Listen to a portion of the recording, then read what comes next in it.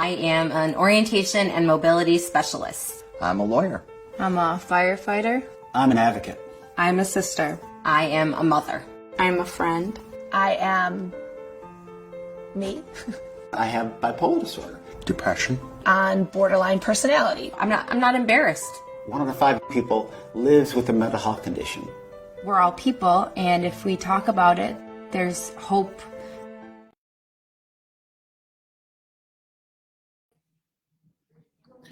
Hello, I'm Frank Cammarata, Executive Director of the Erie County Office for People with Disabilities and board member of the Erie County Anti-Stigma Coalition. On behalf of the coalition, we welcome all the viewers and listeners today as we host another informative discussion and meet experts in the field, this time restaurant chefs.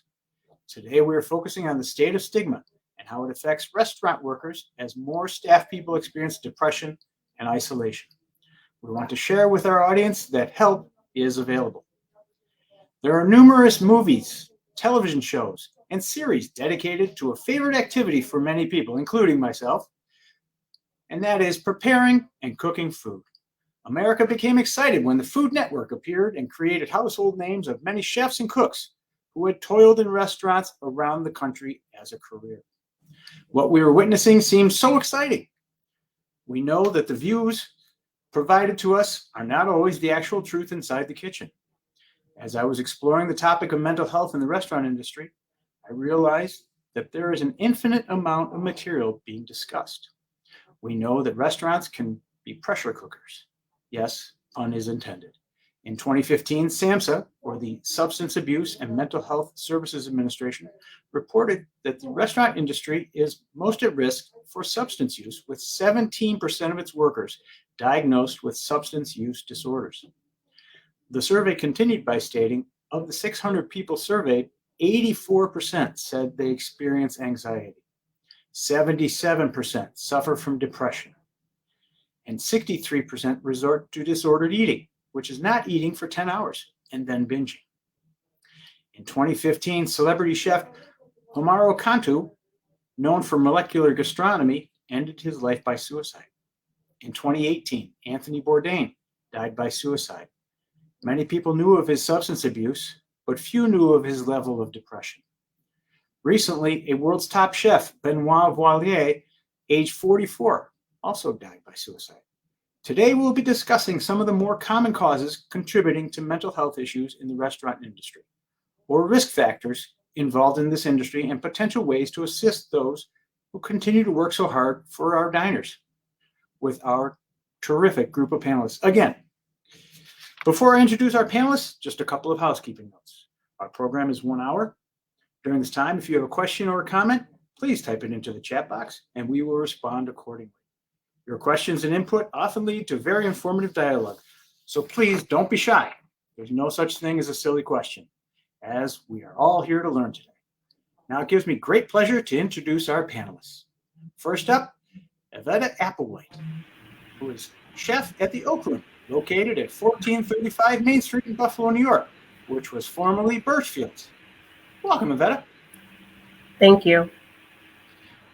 Next up, Marco Sciortino is chef and owner of Marco's Italian Restaurant at 1085 Niagara Street, Buffalo, New York, for the past 35 years, as well as owner of Marco's Italian Deli. Marco is also a celebrity chef of Galbani cheese. Welcome, Marco. Thanks for having me, Frank. Looking forward to this discussion. Great. And finally, Alyssa Summers is Director of Sales and Operation for Osteria 166, located at 166 Franklin Street in Buffalo, New York. Welcome, Alyssa. Hi, thank you for having me. Thank you all for joining us today. This is a really terrific group of people, and I'm looking forward to our discussions. So first off, tell us what it's like in the restaurant world. Is it like The Bear? You know, everybody watches The Bear, or is it like Hell's Kitchen? Was Anthony Bourdain providing a good portrait in his book, Kitchen Confidential? Marco, I'm going to start with you. Is it like The Bear? Yeah, I would say it is. There's a lot of hostility in the kitchen, and we're how do we say, perfectionists. We expect everybody to be around us, that to be driven as we are, and it creates a a hostile environment, and the bear is not too far off. I've seen a few of the episodes, and yeah, I would say it's a lot like the bear. How about you, Evetta? What are your thoughts? I would definitely have to agree with Marco. It is for sure like the bear, not so much like Hell's Kitchen. Um, just speaking for myself and how I am in the kitchen and when it deals with, my employees, I am a stickler for certain things. And I do want things to be a particular way. And then you have people that are used to doing things the way that they do them. And sometimes it works and sometimes it doesn't. And how about you, Alyssa? I can agree with both of them that sometimes one person wants it their way, and each person want to do it in their own direction. So there's got to be one chef in the kitchen. Okay, It's true. This is true. That's probably a very important piece for our discussion today, right? Right. And I'm sure, like any other industry, you have good managers who can interact well with their staff, and those like, I hate to say, Gordon Ramsay, who seem to yell a lot. Does this fit in a kitchen environment? Are all kitchens such toxic environments? I wouldn't say toxic. I would say, we're driven on stress. We feed off that level of performance. And, it's not like if you go to Target and you order a shirt, I need that shirt now. Well, I don't have it in stock. We can order it. You can have it next week. You come into the restaurant, no matter what restaurant it is, and I'm hungry. I want to eat right now. So we have to live by that. These people are expecting us to perform, and everybody around us has to perform, because one loose nut, the wagon falls apart. Good point. Yeah. Yeah. Okay. All right. So what do you all think? What are the major factors affecting your staff's mental health? Evetta, what are your thoughts? I would say that for my staff is actually pretty good as far as, mental health and things like that is concerned. For myself, I was dealing with a mild case of depression during COVID, right? Because there's that isolation and things like that. And I think for, coming out of COVID and going back into the world, I guess, what I experienced with going back into the bar industry was that I was no longer that person that wanted to be in the front of the house, right? Because it's different personalities that come on and things like that. And I think for me, I just wanted to be more isolated, if you will, in an industry that is so, customer interfacing. So for me, going into the back of the kitchen has been a good thing for me. And it just allowed me to create boundaries while I am in the kitchen, right? So, you have those moments where people just walk into the back of the kitchen and start talking. And, while you're back there trying to be creative and, trying to work and fulfill orders, it's kind of hard, right? Because it throws you off because you're in your zone and you're focused on whatever it is that you're creating. So, I noticed with myself and maybe some of my staff too, that's a distraction for some of them, right? So I think for the way that I try to combat that is by saying, please, get out of the kitchen because it causes this, and that, right? And, to some people, I don't think they really understand the stress, like Marco pointed out, when you're in the kitchen, because you're dealing with a lot up here, right? And like you said, you have to perform. So in that moment, you want to be able to perform and not so much be distracted by other things. So, Marco, how about you? I'm going to jump off what Evetta said. Coming off of COVID, I think a lot of us were feeling the same way, but we're kind of afraid to say anything. We were all faced with depression. Nobody knew where the world was going. Nobody knew where the restaurant world was going. A lot of our friends closed up and went out of business, and we were all looking down the barrel of the gun, basically saying, we all don't know what's happening next. Alyssa and I worked together throughout COVID. doing, stock the freezer, just trying to pay our bills and trying to stay afloat. And we saw a different side of the business. I didn't have any staff, so my staff was me and my wife, and I had one other guy. And every once in a while I'd bring my kids in. So to comment on my staff's mental health during COVID and coming back during COVID, I can't really do that. But I'll say on my mental health, yeah, I faced a lot of depression. I faced a lot of I don't know what's next. I don't know if we're going to be open. I don't know if we're going to be able to continue on, or what am I going to do next? Thank God that we were able to get out and come back swinging strong, which was good, because we use COVID as a method of change and adjustment in our business by saying, you know what, we don't need to do 7 days a week, lunch and dinner, because if you look back on mental health, to work 7 days a week, lunch and dinner, is a lot of hours, a lot of hours away from your family, a lot of hours that you get to, I can't do that because I have to work. You miss birthday parties, you miss anniversary party, you miss whatever. Just get-togethers with friends, going out. Yeah, I can go out on Friday night about 11 o'clock at night. I can meet you out, but I've already worked, 14 or 15 hours. But that's, that affects a lot of the mental health in the restaurant industry. I was going to say that Marco, that's actually a perfect example. And obviously the four of us have talked before this, but and one of the things that I mentioned, one of the things that we all mentioned was the customers. How much has that changed since COVID? Has that improved or not? And I mean, I know your answer, but Alyssa, do you want to handle that one? Yeah, so since coming back from COVID, a lot of the customers, like, honestly, opening after COVID, I thought was much harder than even opening a brand new restaurant. It was more stressful. There were more rules. There were so many more things that you had to deal with. And I would rather open a brand new restaurant than open after COVID ever again.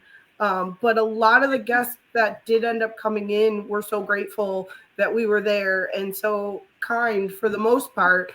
Just coming in, and they're like, thank you for coming here. Thank you for doing that. And I think that honestly helped the staff quite a bit, the ones that came in and were grateful that we were there and still doing it and able to reopen, like Marco said, because we lost so many great restaurants and had to start over from scratch and change the menu and how we did things and separate tables further and rearrange floor plans and retrain the staff and have different rules. Like, it was extremely on a daily basis too, Alyssa. Yeah, the government was changing it constantly for us. It was crazy. Oh yeah, following the rules and them changing every 10 minutes were absolutely insane. Then you had the customers that just didn't want to deal. They were like, oh, COVID's over. No, it doesn't matter. I don't have to wear the mask. I'm like, yeah, well, you're arguing with the customer just to put a mask on their face to go to the bathroom, and that was stressful. And then people are freaking out because then they think they get COVID, and it was a lot. It was a lot. It was very, very stressful reopening after COVID. So one of the things, thanks, Alyssa. One of the things that we had talked about previously was kind of civility of the customers. And the difficulty with civility and what that does to your staff. Evetta or Marco, you want to touch on that at all? I could. I mean, if I want to take it, I can wait. Hold on. Go ahead. And Frank and I, we had this discussion 35 years that we've been open, and 32 before COVID. I probably asked 2 customers to never come back to the restaurant in 32 years. Since COVID, I asked 2 people never to come back in the first 6 months we were reopened from COVID. It almost felt like the customers came in entitled. We're doing you a favor, we're here. And it's not the way, it's not the way that we want to operate. It's not the customers that we want to have. And you're right, it does wear on the staff because they are talked to nasty. They're treated down. They're treated like, oh, you're just a server. Well, you know what? Servers make a lot of money, and servers take a lot of work to perfect their craft. I mean, it's not everybody's field. It's not everybody can go wait tables. And a lot of people we just had this discussion with my staff. A lot of people look down at servers, and I think that wears on their mental health. And you know, they have the feeling that, oh well, I'm not worth it, or I'm not good enough. Well, that's not true. You can run a dining room and run 100 dinners and be successful at it and make money at it. You're doing a really good job, and it's tough. Not everybody can do it. But people coming off of COVID, man, they were just entitled. That's probably the biggest word I'm going to use. Okay. Yeah, and just to piggyback off of that, I know we had discussed that as well, and it's definitely, for sure, the entitlement, right? Because we do need them to survive, right? But you're dealing with more lack of compassion from other people because of, you know, the amount of time I guess we were in isolation, and how, you know, it was probably easier to get things delivered to your house, right? Now you're going out and you want the same amount of service. But, you know, that customer interaction with some people, it isn't the same. It's not there anymore. And I think, you know, being in the service industry and having to serve people, I think people need to understand that we are people as well, right? And our position shouldn't be looked down as if we're less than, because really, if you were really in the industry, you would understand that servers, bartenders, chefs, cooks, dishwashers make a pretty decent amount of money, right? And it is, everyone should be treated the same way that they want to be treated, whether you're in corporate America or, you know, police officer, whatever you are. So I think the compassion needs to come back into the restaurants when it deals with patrons and people in the service industry. So, Thank you very much. What do back of the house people deal with that is different from front of the house? And can you tell me the difference between each of those terms for those who are uninitiated? I'm gonna go back to Marco on that. So what do the back of the house, meaning the kitchen workers, as opposed to the front of the house, meaning the servers and bartenders, have to deal with differently? If anybody's ever been a dishwasher on a Friday night in the kitchen, they get killed. You know, Friday, Saturday night, it's never ending. Some servers, they overlook the dishwashers. A simple thank you helps. Hey, do you need something to drink? Helps. Hey, let me separate that silverware for you. That helps. But if you don't have that in your kitchen or in your restaurant, the mental takes a beating on the dishwashers. They feel like, you know, they're the cleanup crew, right? Which they are. We need them, and they're a vital part of our kitchen, and they're a big cog in the wheel, right? They make the kitchen run just as smooth as the chefs do if they're doing their job correctly. If they don't have clean dishes put out, we can't put up our food. The servers can't take the food out. So I would say the interaction between the front of the house and the back of the house needs to be a little more fine-tuned, so that the everybody's appreciated. I'm not just saying, you know, the dishwashers need to be appreciated. Everybody needs to be appreciated. The bussers, the dishwashers, the bartenders, like Evetta was saying, we're all in this together, and it should work as one team. There's nobody better than anybody else. So I think being a back of the house has a little more freedom as to you're able to let off a little more steam easier when times do rise than the front of the house staff. They have to have on that actor's face when they walk out to the table. They can't be miserable or, you know, aggravated or pissed or whatever you want to call it. So I think the difference lies there a little bit. So yeah, I think that would be a good statement. All right. And Alyssa, I believe you're kind of more front of the house, right? Yeah, I'm more front of the house. Both my parents were in the back of the house, and if one of the people call in on a Friday night, I'm your girl. I'm on ovens or I'm on pantry. I'll jump in the kitchen where needed. Being raised in a house full of chefs, it kind of helped me jump into the back of the house as well.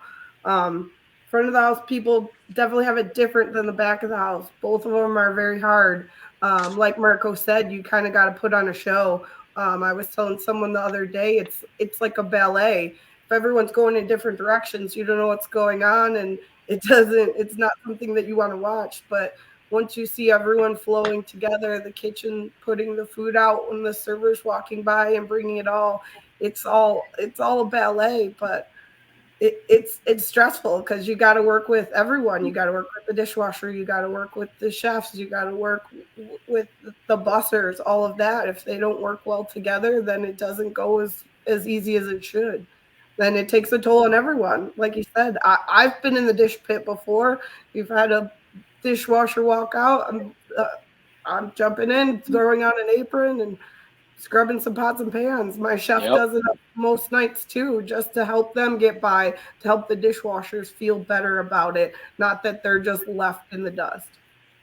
Yeah, and Evetta, I was going to go to you because I know that you've played many roles in the restaurant industry, right? So I kind of wanted to go to you last with this question. I thought you kind of would have a good perspective. So for me, I've been on both sides, right? So I used to work at the front of house as a server, and now I'm in the back of the house. But for me, what I find that being in the back of the house is very important to, like Alyssa said and Marco said, to communicate with everyone that's there, right? So for me in the kitchen, it is a lot of please, a lot of thank you. Oh, good job. I appreciate you.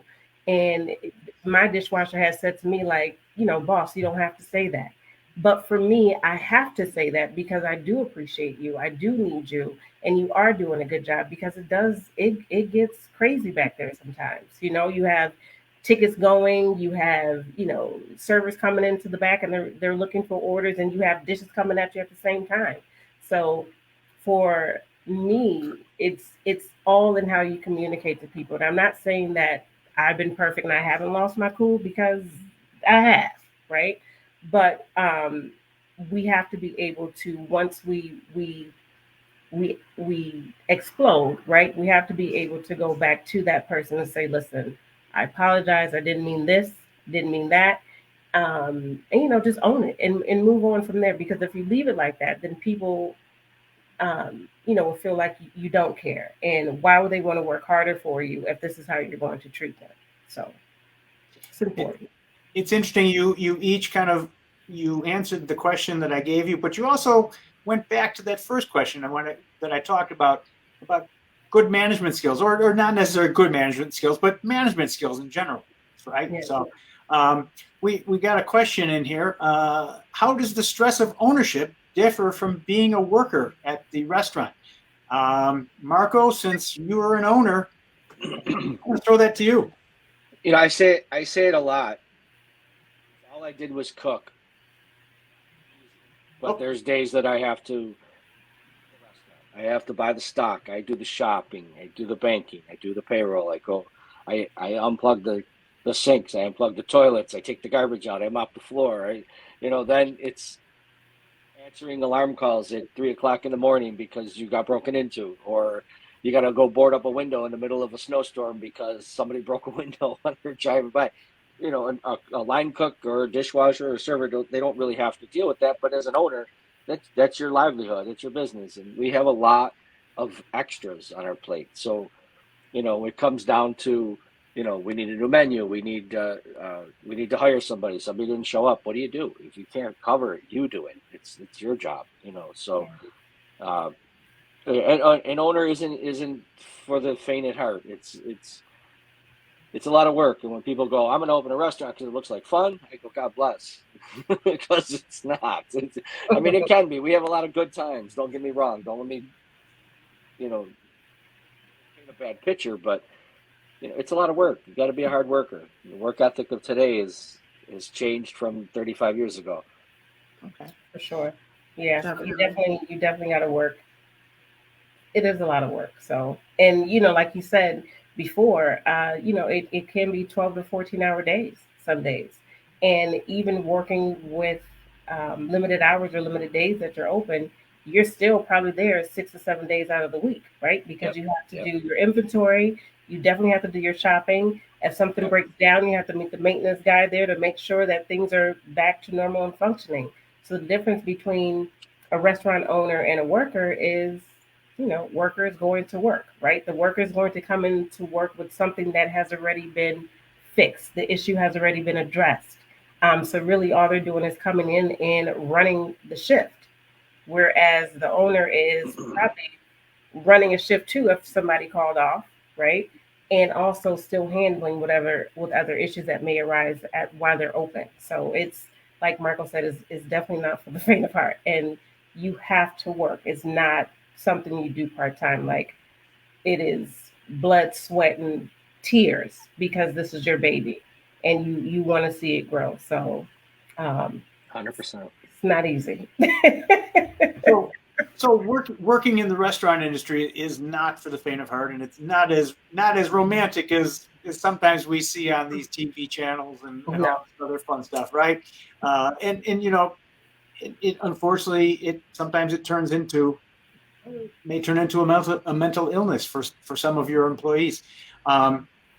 Why is the stigma so strong for the restaurant workers to say I need some help? Why is there such a stigma to that? I think a lot of it is it's hard to get health insurance in the restaurant business.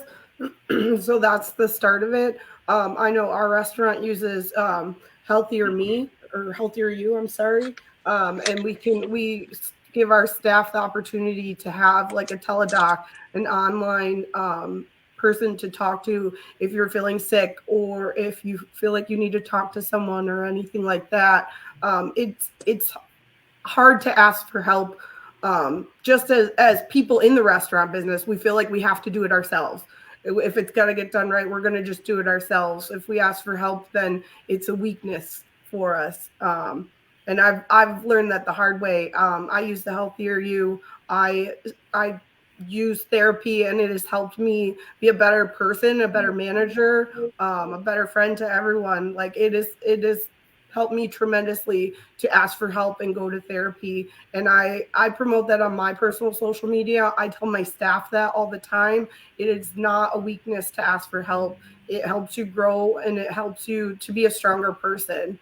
And it is very hard to ask for help. I know it personally.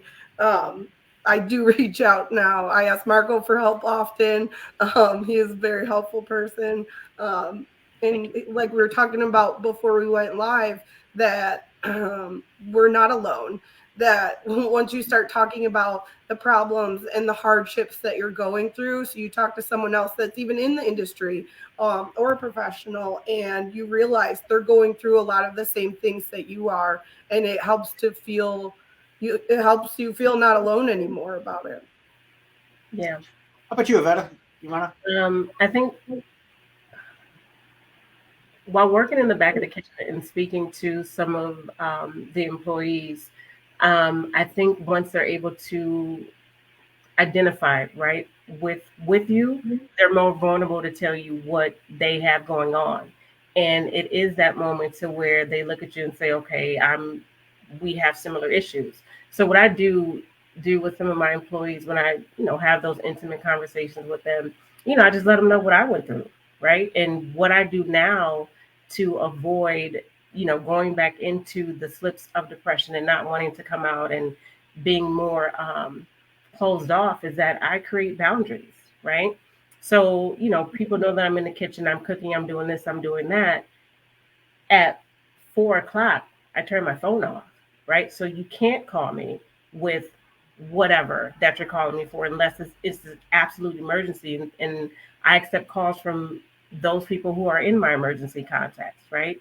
When I get home, my phone is on do not disturb as well, because you have to create these boundaries just to be able to protect yourself from negative, thoughts or opinions or whatever the case may be. Like, the owners at the Oakk Room, I've said to them, I'm not really, I don't really have much of a huge presence on Facebook like I used to. And that is because boundaries, right? Like, I don't want to put myself out there to give people an opinion about me, right? Because when you do that, it opens yourself up to all these things. And for me, mentally, I'm not in a place to where I can accept those things. You know what I mean?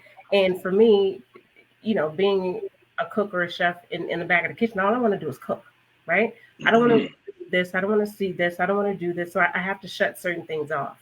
And that's just for my own self, right? I'm not saying that this is how everybody has to deal with it, but you have to find what works best for you, right? And knowing that you work in a stressful environment, you don't want to bring on more added stress into your environment. So you have to find a way to deal with the additional stress. And for me, that's just what I do. Marco, real fast, have you seen people seeking help?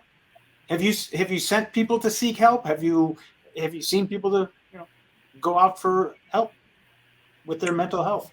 No, I haven't, but we have since you and I spoke. I put it out to my staff. We have a group chat, and I also joined the Burnt Chef Coalition, which is online. It's a worldwide organization. There's a couple thousand people that are part of it, and it's to fight the stigma as well. So they have a few things like just tips, like if you have a bad shift on the floor, here's what you can do. If you have a bad shift in the kitchen, here's what you can do. And I've taken screenshots of those helpful tips, and I've given them to my staff in the last week. This is just in the last week. So we're kind of new to this as well. We've had discussions in the past, but bringing this to my staff is brand new. So I opened the conversation up to all my staff and said, hey, if you're going through something, just know that I'm here, and we have the resources that we can help you, whatever it may be. As a matter of fact, Friday night, we had a dishwasher that was having I don't know what was going on. He was having a breakdown. He was having a hard time. Saturday, I sat him down. I says, have a pop. Let's talk. What's the matter? And he laughed. He was like, nothing. And I said, well, what happened last night? You were in left field last night. What's going on? No, I'm good. I said, well, just know I'm here. And that night he was actually pleasant to work with. He was happy. He was engaged, and he did his job. So I think just showcasing that, we do care. We care that you're going through something, whatever it may be. I don't know. Boyfriend, girlfriend, social media, who knows? Sure. It could be anything. It could be work. It could be nothing. It could be your favorite TV show got canceled. They're just depressed. So who knows? Who knows? Well, if anyone is just joining us, I'm Frank Cammarata from the Erie County Anti-Stigma Coalition, and I'm joined by Evetta Applewhite, chef at the Oakk Room, Alyssa Summers, who is Director of Sales and Operations for Osteria 166, and Marco Sciortino, who is chef owner of Marco's Italian Restaurant and Italian Delis. Today, we are discussing the state of stigma and how it affects people who work in the restaurant industry. Everyone joining us, please do take a minute and check out our website, letstalkstigma.org, and maybe join over 4,000 others in taking the pledge to end stigma. And I will tell you, the last time I said this, which is last month, we've had over 100 people joining, because I know that the count was less than 4,000, and we've been reaching for 4,000 for a while, and we've gotten above the 4,000 mark. So hey, if you want to join us, please take that pledge. Also, if you're connected with a business, organization, or faith community, you can become an organizational member of the Anti-Stigma Coalition. You can find information for this on the website under the Members tab. And now back to our panelists. So, Marco, just before I did that little spiel, you talked about an individual who you were kind of assisting. What are the signs that managers, owners, and chefs should look out for somebody who's having a mental health breakdown? Well, in the kitchen, I think it's a little easy. It's usually anger. Anger, goes I think goes first, and then silence, and then slow down. So once an employee is going through something and it's like they're done. They're not going to continue to work to get out of there. They're just going to slow down because they don't want to do it. And that it could be the work ethic. It could be the mental strain at that moment. It could be how busy it is in the restaurant. It could be a chef yelling for, whatever. He might need something, or chefs yell. Sorry. We do. We we yell, and it's the heat of the kitchen. And I think first and foremost would be anger, and I think second would be like silence. And you could pick that up. Interesting. Okay. How about you, Evetta? I agree. Definitely coming in irritable. There are things that are slamming. There is, you can tell, the person is just out of character. And, I've had the same thing happen to me, as a matter of fact, on Friday. Like, cook came in and he wasn't his normal self. And I can see that. So I know for me at this moment, I'm going to deal with that. But let me do this first. And then I'll, ask him what's going on. And I did. And it was a day, right? He had a bad day. And, you oftentimes people just need to get things out. And, I always say to people, whatever it is or I say to people in the back of the house with me, I'm like, whatever it is that you're going through, just let's talk about it, right? Because if you hold it in, it's going to affect the shift. And, just so happened that Friday we were slammed. And at one point, he yelled out, "I need a break." I'm like, okay. So I hopped in right behind him, let him take his moment. And, and he came back and he was okay. But all of this is because of the day that he had. And then we have this conversation, and now we're in the shift, and it brings back the day that he had, So although you're busy, these are things that happen just in an instant. It's things that can be triggering to some people. And you just have to be able to identify that and know when to step in, and know that it's not the time to yell at that person, because that person is going through whatever it is that they're going through. So, as a chef, we do yell, like Marco said, but we are also human, and we understand that our employees are human just as well. And we have to be able to make sure that they are okay. And even if that means we have to send somebody home and we're short and we're going to work 10 times harder, if it has to be done, it has to be done, because you want your person or your employee to be okay. Okay. How about you, Alyssa? Anything you want to add on, signs that you maybe can identify for some of your workers? Yeah, I agree with Marco and Evetta. A lot of times it's anger, because a lot of times you know your staff, they're happy-go-lucky, or they're just getting by and they're good to go. And as soon as they're angry, something's wrong. And instead of yelling, which makes it worse, you just kind of got to have a little conversation. Hey, what's up? You're not yourself today. How you doing? What's going on? A lot of times, like, my staff knows I'm always here for a hug. I love hugs. I give really good hugs. And I'm like, do we got to go cry in the cooler real quick and get this out? Because I'll go cry with you. Give you a big hug, like, cry it out, and then we'll keep it going. And if they got to go, like Evetta said, you jump in and you pick up the slack, because that's what's got to be done. And you got to take care of your people, or you've got nothing. Right. And at the end of the day, they're all family. At the end of the day, it's a family. Yeah, and they need to see that too, because it's not, like it's more than just work. Like, we have these personal relationships and friendships that you develop with the people that you work with every day. Like, you're side by side with them, Right. So they have to know that there is someone there who is there for them. So I just got a great question from one of our viewers right now. And the question is, the older way of managing was to leave your problems at the door. Well, that needs to happen at any job. How can you let them know that you do care for them as people? And you've kind of all touched upon it, but anybody else want to go further with that? I think the one thing that needs to be checked at the door is your ego, right? Ego has to be checked at the door. People are going to be human. Things are going to happen. And that whole way of leaving your issues at the door is it's not where we are, right? That's not where we are anymore. Like, COVID has taught us, we have to pivot in such a way to where we are making sure that we are checking on one another. So, although that is there, it's more so the ego that we need to check now, because people are dealing with a lot of things. So whatever it is that you're dealing with, and some things you can't help but to bring it to work, and oftentimes, like we just said, we don't know what they're going through, but we know their personality well enough to know that, hey, something's not right here, right? And they may not have anybody else to talk to. Sorry. So, they may not have anyone else to talk to.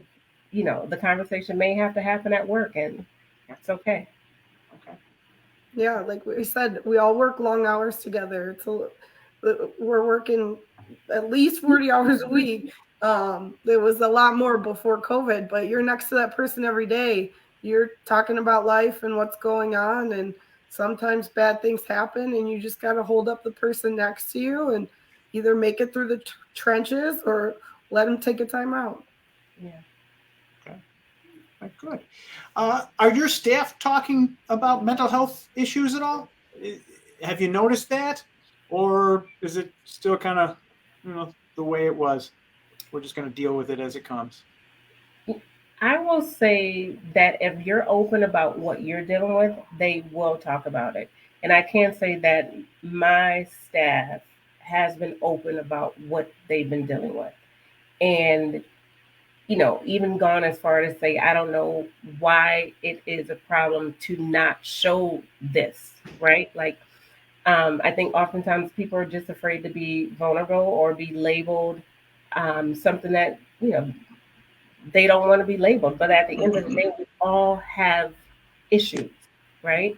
And we all have to be able to have the right resources to be able to get assistance with whatever it is that they're going through. So I think now there's a little bit more, people are becoming more comfortable with speaking about mental health because that you're going through something, you just can't put your finger on it, right? And it isn't until you talk to someone else that may have gone through the same thing that you realize, oh, this is normal, right? So how do I deal with this now? So I think for the staff, they have been a little bit more open than before.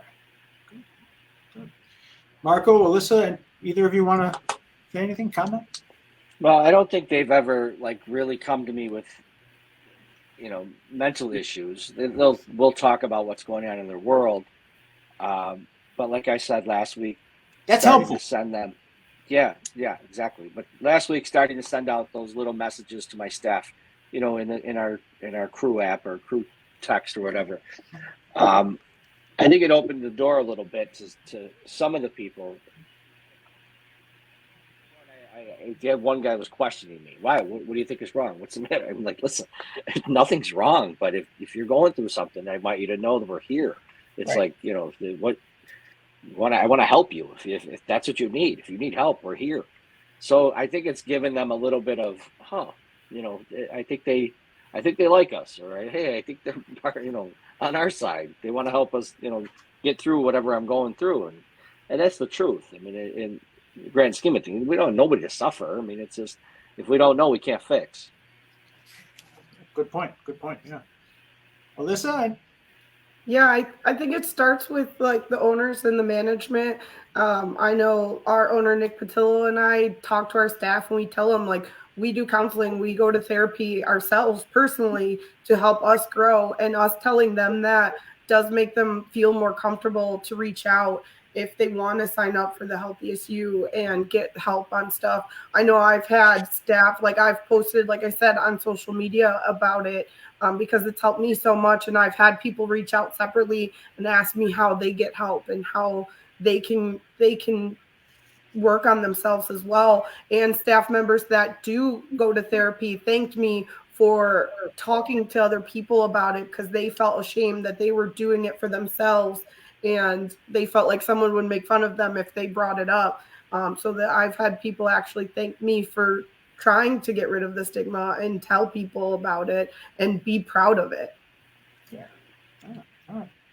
So, Alyssa, you and Marco kind of mentioned about, some resources. One of the issues is, and Alyssa, you kind of said this too, there's no health insurance, or some restaurants provide health insurance, but not many really provide health insurance. Are there other resources like employee assistance programs, or are there other resources that people in the industry can take advantage of that you're aware of? I None think that we I'm have them aware of. kind of Yeah. scrolling underneath here to kind of let people know certain things. Yes. I know I've had people reach out to Horizons as well. Horizons is a great organization that helps a ton of people, and they're always very kind and very helpful at Horizons as well. Yeah. And Alyssa, like you said, Mike, our tech guy, is scrolling things underneath right now. Some really terrific resources for people in the restaurant industry, like Chow, CHOWCO.org, Restaurant After Hours, The Giving Kitchen, and Marco, you mentioned Chefs with Issues, I believe. I mean, there are some resources out there, but locally, Alyssa, you mentioned a few of the good ones too. So it's obviously it's good to know if you're an employee in that industry that there is help out there, right? So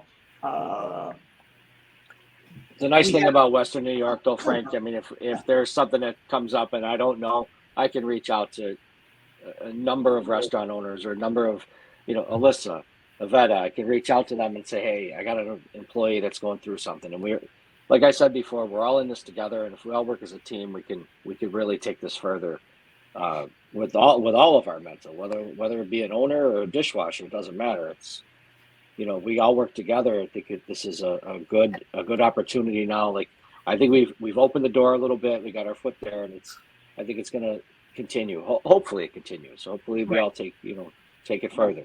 Good. We got another question in. How do you support staff wellness, given the fact that there are some things you just can't change, like evening hours, high volume, the high stress, and as we said, customers. Do you have days off? That you're going to go out on a picnic with each other, or what are there things that you do as a team? Yeah, we do. We call it Love Day. So instead of like a Christmas party or holiday party, we call it Love Day. And we get both of our restaurants together, and we go, our second one's in Ellicottville. So we take turns coming to Buffalo or Ellicottville, and we get all the staff together. And when we go out to Ellicottville, we'll go tubing and have food brought in from other restaurants and sing karaoke. We'll go to Canal Side here. Sometimes we'll do family brunch together, where we'll get together, whoever wants to get together, and our owners will take us out to brunch and hang out, or even concerts to some of the staff that has a day off. But we try and do things together too, because we're all human and we all hurt and life's hard. So we try and do fun stuff together and not just the hard stuff too. Cool. Yeah. Thanks, Alyssa. How about you, Evetta? I haven't done anything yet with the staff. I've been thinking about having like just a night out, take them to dinner or something like that, and we can just talk about it. But I've been trying to come up with different things, but I get tired. Sleep sometimes takes over that, but I have to get out of that and be more encouraging outside of work than just always in the kitchen. So I'm working on it. I agree with Evetta. Yeah, we got to do more. Right. We're all a work in progress here, right? Right. Yep. Not perfect. No, that's for sure, right? All right. So we had another question, but it was a question I also had for all of you, because I think it's an important question. I like going out to restaurants. I'm not that person who's going to turn my salad in when Marco puts too much blue cheese on it. I'm not that person who, if I ask for a medium rare hamburger and it turns out well done, I'm not going to be that one going, hey, come on. But I know that there's a lot of people out there. What can customers do to help you all out? Let me start with Marco. Sure, let's start with Marco. It doesn't matter what industry. It doesn't matter if you're a doctor, a nurse, work at Target, a restaurant person. snowplow driver. It starts with kindness, and if everybody can just be kind, I mean, I think that's it. I mean, the expectations people have for everybody else in this world, it's just got to stop. You got to just, if you're going to go out to eat, go out to eat. Go out to enjoy yourself. Don't go out with an attitude. If you're going to walk in the restaurant with an attitude and be miserable or hangry, you know what? Stay home. Seriously, it's not worth it. And it just, and I hate to say it that way, but it does. It starts with being kind. If you can't be kind to people and enjoy yourself, then really stay home. Be miserable in your own living room. Seriously. And I'll say it. I said it. You did. It's all right. How about you, Evetta? I second that. It's just, why come out if we're going to be miserable, right? And I mean, if it's something that you don't like, there's a way for you to say that. Yep. And you have to understand too that, when you're in a restaurant, it's going to be different from how you would cook it, So from kitchen to kitchen, it's always going to be different. Understand that. And understand that there's a way that you speak to people and a way that you hold over a dish. You don't throw it, you don't push it, and you be kind. Yeah. Be kind. Or like Marco said, stay home. If you stay home. Someone needs to love on you a little bit more at home before you go out to eat. I like that. That's great. That's great. How about you, Alyssa? Yeah, people just got to remember, we're also humans. We make mistakes. It's not going to be perfect every time. Sometimes it's going to be a little overcooked, or sometimes they forgot something. It's in the manner that you bring it. If you're throwing things, you're not going to get, I tell people, we're all adults here. We're not children. We're not going to throw things. Let's talk to each other like humans.